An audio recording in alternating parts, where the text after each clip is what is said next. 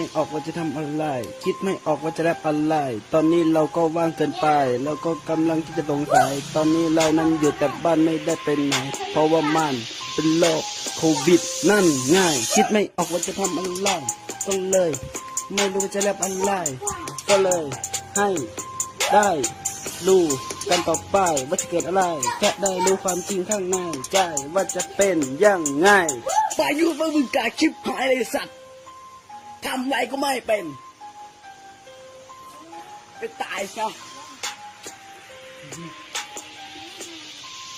โควิด2019มามึงก็ไม่เคยสนใจอะไรไอ้สัตว์